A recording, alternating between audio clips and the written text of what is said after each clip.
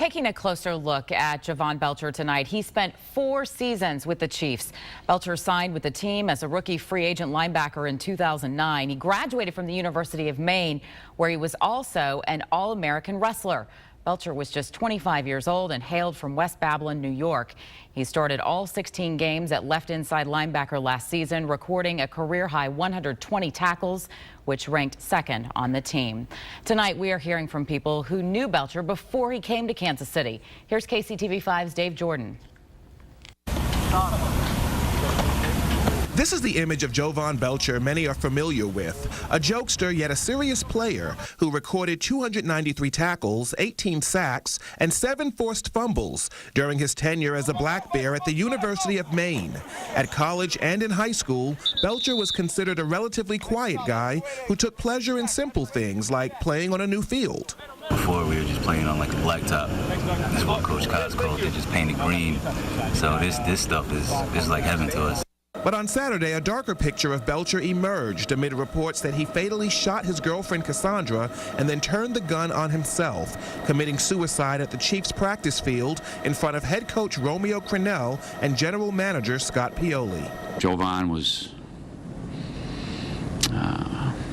just one of those young men that we have such great memories of here. And so does Robert Marzano, who knew Belcher well. The two men attended West Babylon High School on Long Island and played on the same football team at different times. Belcher played fullback, nose guard, and linebacker.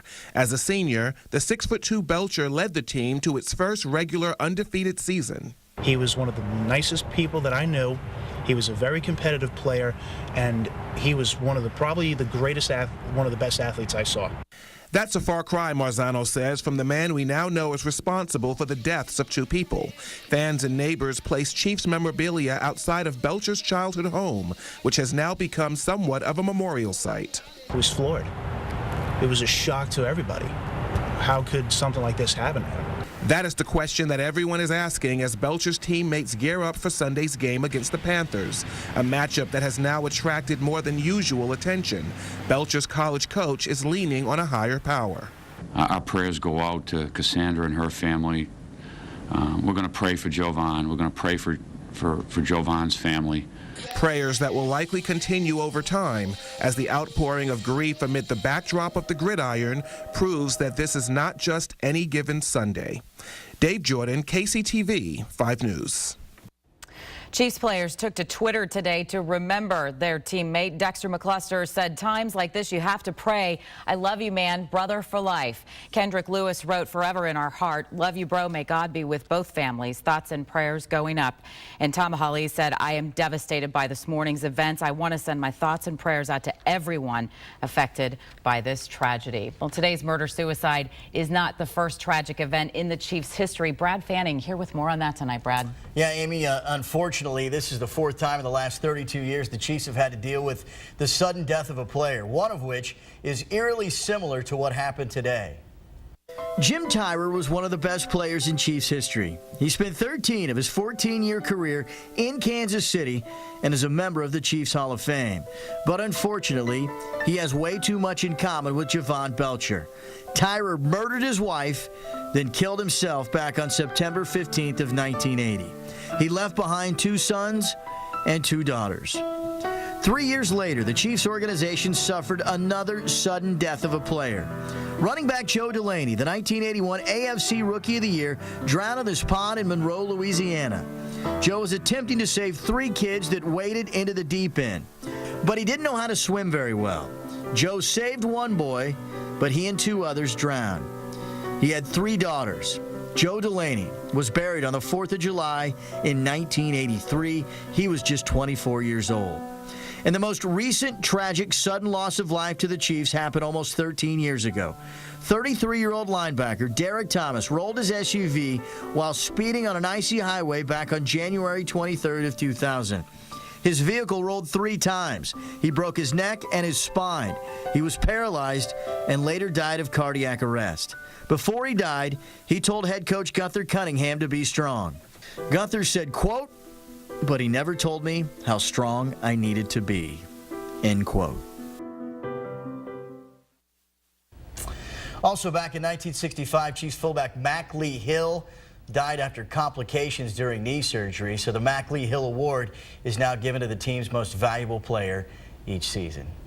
Just heartbreaking, Isn't Brad. it? Isn't it just a bad day? Yep. All right. Thank you very much. Well, it has been about 3 months since a similar incident happened out at the sports complex back in September. You'll remember a man shot his ex-girlfriend who was working at Kauffman Stadium as a parking attendant. After shooting her, he shot and killed himself. That woman survived. Why this tragedy happened is a question running through many minds tonight. KCTV5's Emily Rittman talked with a psychologist about what you can watch for if you or someone you know needs help.